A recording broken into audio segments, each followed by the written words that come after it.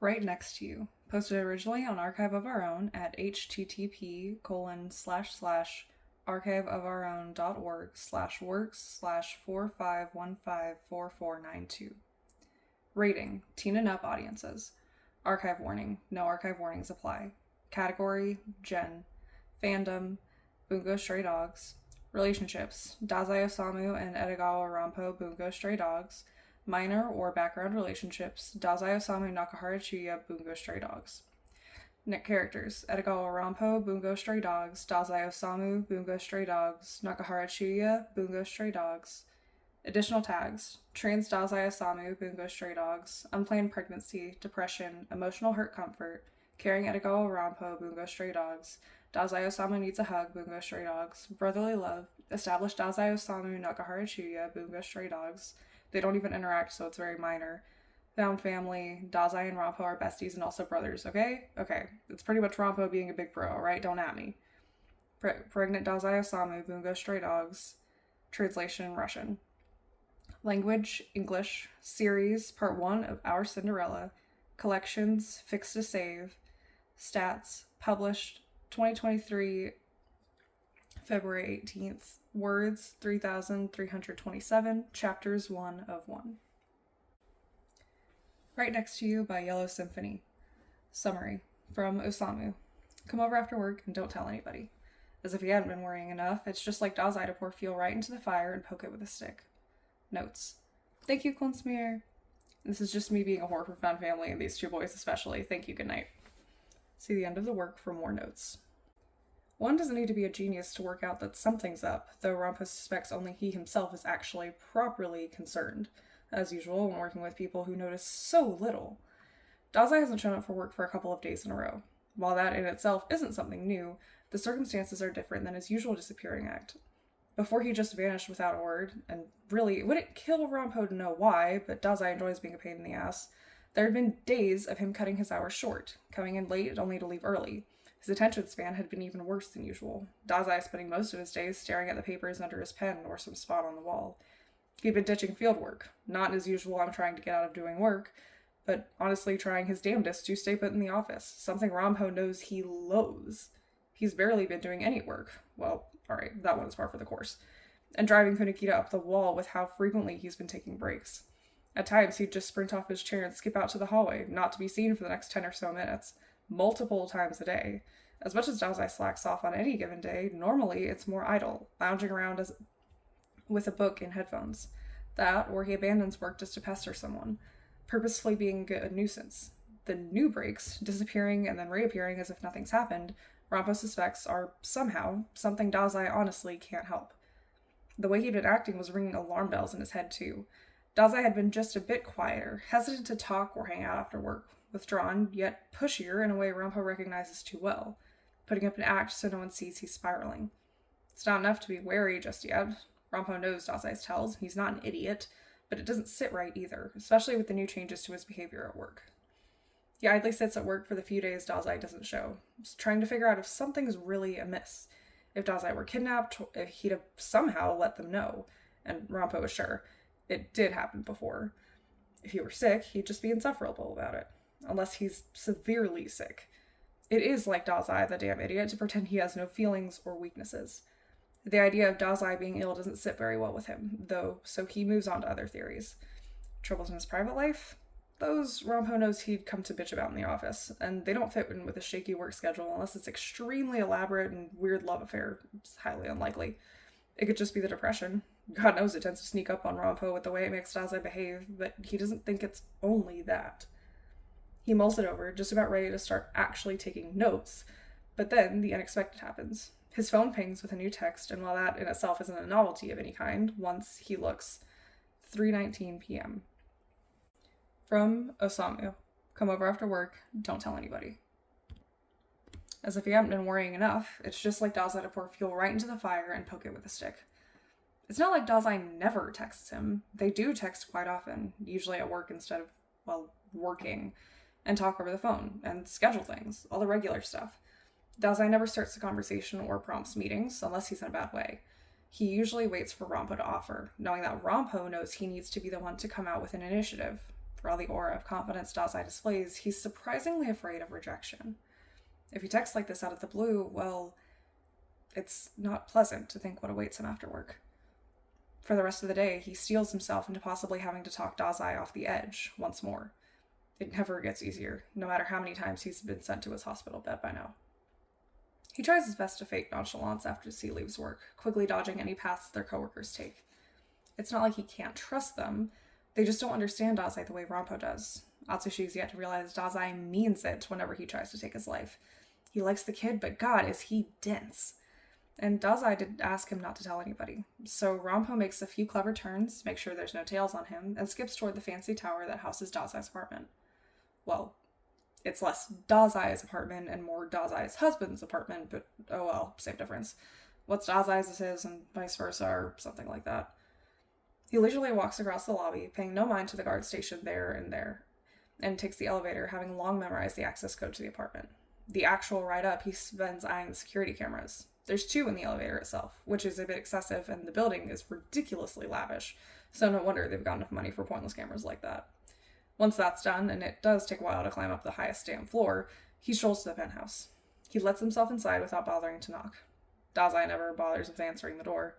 Nakahara is likely inside, so Rampo would rather just walk in and have the upper hand of being already inside immediately. As he thought, Nakahara is home, sitting in the kitchen island with a book in hand, looking far too baffled to see Rampo in his house. Not that Rampo thought Dazai would tell him he invited someone. It's Dazai. Nakahara stammers, furrowing his brows. Really, Rampo doesn't think Dazai has a bad taste in men, but it's a shame Nakahara always seems to be pissed off. The wrinkles on his forehead aren't very flattering. Hi, Edagawa? While Rampo doesn't think they'll ever even be on a first-name basis, they do see each other occasionally. Rampo is the only one in the agency that's aware of Dazai's marital status. It's usually he that ends up summoning Nakahara when Dazai needs to be taken home, either after a failed attempt, lead up to an attempt, or just a shitty day overall. They've sat together by Dazai's hospital bed enough times by now that it pretty much could be called their thing. Nakahara! Rampo exclaims happily, toeing off his shoes without bothering to put them away. He doesn't miss how Nakahara immediately twitches at that. Don't you have something to do today? Not here? This is my house, he scoffs. Rampo rolls his eyes, throwing his coat and hat on the couch once he'd taken them off. Yeah, sure, I know, but you and I also know why I'm here, Rampo grins, enjoying the way Nakahara's eyes darken. He is quite fun to tease. No wonder it's Dazai's favorite pastime. And I promise to keep it private, so shoo, off you go. He's my damn husband. He still has a right to privacy. Rampo walks towards him, his tone of voice as light as he can muster without straight up telling Nakahara to fuck off. I don't know what he wants from me, but he has to speak alone, and so you're going to be a good little mafia man and run off for an hour or so while we do our thing. I promise we'll keep the gossip about you to a minimum. Nakahara doesn't say anything for a few moments, but then he scoffs and gets up, slamming his book shut. Rampo watches silently as he dons his jacket, shoes, and hat, and turns to Rampo once again. His face is guarded, as always when speaking with Rampo, but he can see a glimpse of vulnerability in his eyes. He's not been feeling well, is what Nakahara ends up saying after a bit of time. He's been sick. Rampo narrows his eyes. Nothing he hadn't suspected. Physically? Nakahara nods. Some sort of stomach bug, I think. That, and it looks like another episode creeping up. Don't know which bothers him more, but just so you know. I already knew, of course, but thanks. Nakahara rolls his eyes at him. The gall, really? But he gives Rampo a stiff nod, and wordlessly leaves, grabbing his house keys from a hook near the door before he disappears behind him. That's one thing ticked off the list. With that taken care of, Rampo slowly makes his way through the open floor living area towards the hall, once again creeping without waiting for permission. As he'd expected, Dazai is in bed, still in his sleep clothes, hair tousled and clearly not brushed, likely not even washed. His arms and neck are bare, but Rampo is familiar with the gallery of scars and marks Dazai has on his skin. He spares a second to check if he sees anything new, but, thankfully ruling against that, he zeroes in on his face instead. Dazai looks, well, terrible. Not as in about to keel over and die, but definitely sick. He's pale, with a thin layer of sweat on his skin under the unkempt mop of hair, sweaty and to his forehead. That, and he's laid in a fetal position, curled up on his side and cradling a pillow to his stomach. There's a, thankfully empty because Rampo gets squeamish embarrassingly easy, bucket by the edge of the bed, aligned with Dazai's head, probably put there by Nakahara.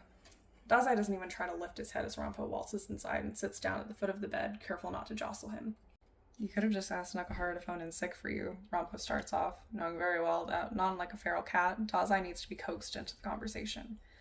At least that way Kunikita would stop cursing your name every hour that you're not in the office. Dazai smiles at that. A small, careful smile, though doesn't quite reach his eyes, and drops as quick as it appears. This might last for a while, is what he replies, voice tired and raspy. His throat must be burning, which means he had been throwing up a lot. Likely food poisoning then. Maybe a nasty stomach flu. Hopefully not an actual poisoning, though Rampo doesn't rule it out just yet. I'll come in eventually, once the worst of it's past. You haven't been to a doctor. It's not a question. Both of them know the answer, after all. Dazai has to be dragged kicking and screaming to Yosono, let alone seeing a regular GP. You should talk to Yosono, at least, he continues out loud. She can make sure you're not halfway to dehydrating to death. And she'd get in touch with someone to adjust your antidepressants. Dazai narrows his eyes a bit. Rampo does the same. I know you, is what he says. I see when you start to feel bad. I know you think you're so almighty and trained that you can hide it, but I see it, so you don't have to act with me, he says in what he hopes is a comforting tone. Is that why you've not phoned in? Dazai shrugs, nuzzling his face into the bedsheets. He sighs before turning his head to Rampo again, his expression no longer carefully neutral. Rather than that, there is just a touch of a grimace to his mouth. I've stopped taking the medication. Rampo freezes, eyes fixed on Dazai's face, looking for some kind of reason as to why the fuck he'd do something like that. The whole ordeal hasn't been easy, Rampo knows. He'd been there by Dazai's bedside after a failed suicide attempt too many times. But Dazai had been making progress, even if he himself can't see it. Rampo sure can. He'd been happier. His bad days weren't so severe, and even if he had depressive episodes, they were manageable. He was doing good. And sure, medication isn't everything, but it certainly won't help that Dazai just decided to cut himself off without talking to anyone. I hope you have a good reason, Rampo chokes out, feeling his hands trembling. Why the hell would you do that? Those help you, you idiot. I know you can't stomach them right now, but you've been acting off for longer than this. I don't know what's going on in that damn head of yours, but these are good for you. There's no way that I'm pregnant.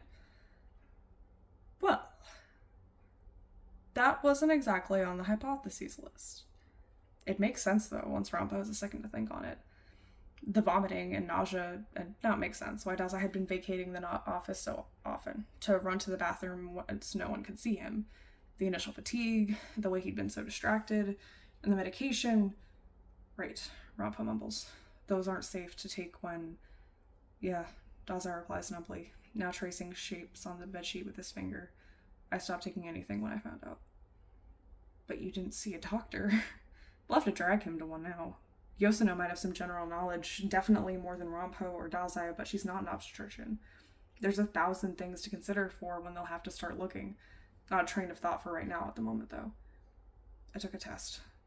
How long ago? 2 weeks, give or take. 2 months at most, probably less. The damage was done, most likely, not in such a short time. Rampo isn't exactly an expert on these things, but he has enough general knowledge to assume it's fine. Dazai knows the proper way to cut himself off any medication too, so he doesn't have to worry about that either. It's the shock and the withdrawals that would have caused the most harm. Rampo breathes in and crawls forward on the bed, now sitting next to Dazai's head. He nudges him until Dazai lays with his head in his lap, his forehead pressed against the soft of Rampo's pants, squished into it a little bit, but still breathing comfortably. Ever so slowly, he starts to brush his fingers through Dazai's hair, content to, for a moment, sit in silence, let Dazai soak in some comfort. I'm 22, Dazai says quietly. He cuts himself off. You're far too young, Rampo mumbles just as quietly. There's options, if you don't want it. I want it, I think, Dazai answers, gripping the fabric of Rampo's pants tight in one of his hands. It's not... Obviously, we haven't been planning on it, or even talking about it. I never imagined, but not going through with it, it's not an option. I can't do that. Rampo nods and keeps threading his fingers through the fluffy strands of Dazai's hair, letting him collect his thoughts in silence, save for an occasional hum of some song he's heard on the radio lately. It's just Julia's with the Mafia. I have so many enemies. The work we do is dangerous on a regular day, not even mentioning the amount of times someone's almost leveled the whole town. How do people like us take care of children? Dazai laughs. How does someone like me do it? Ah, so it's not about the actual dangers. Dazai is being an idiot again. You're just as capable of it as anyone else. Dazai scoffs, distangling himself and sitting up, eyes hardened. He's not so easily moved, but the emotional severity of this and spike in his hormones might be why he looks that damn close to snapping already. Rampo's glad in a weird way. Who in the whole world can say that Dazai is comfortable enough around him then to act like this?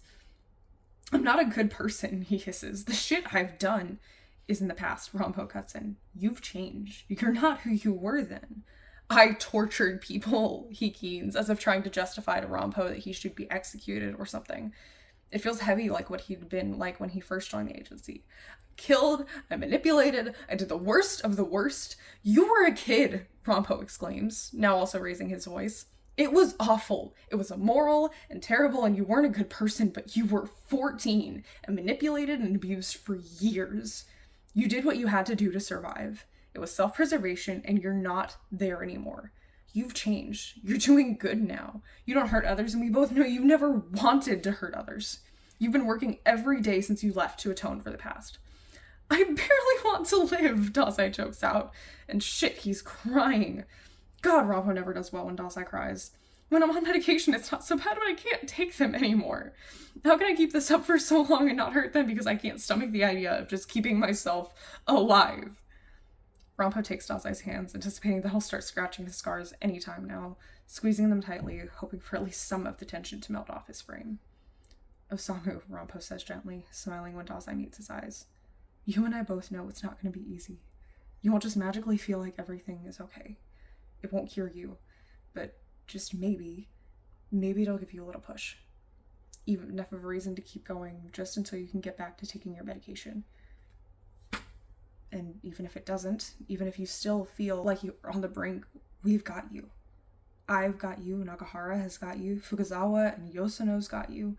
We'll all be there, every step of the way. It's enough to have Dazai start shaking with silent sobs, and that's enough for Rampo to pull him into a tight embrace, rubbing Dazai's back, holding him securely in place, letting Dazai cry himself out.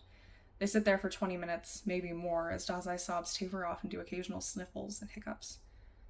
You've not been eating much, have you? He asks, quite pointlessly, though he hopes it'll be enough to let Dazai calm down without much embarrassment. Can't keep anything down, he croaks out with what Rampo thinks is a grimace. Good. Complaining and whining is good, if at least to make Dazai feel a little bit more normal. Well, I did throw your husband out, but we should be back soon. How about we look up something that you might be able to actually stomach and then bully him into cooking? You just want an excuse to stay for dinner and bicker with Chuya. Guilty as charged, he grins. Eventually, Dazai pulls away, and he does look a little better. There's tear tracks on his red cheeks, sure, but at least his posture seems a little less tense and his eyes feel more honest. Rampo, he starts, only to cut himself off, gazing towards the door. Rampo grins at him, kicking himself off the bed, careful not to step into the bucket on the floor. I'll stay when you break the news, he replies, although Dazai hadn't even asked. The soft smile he gets in return makes his heart clench.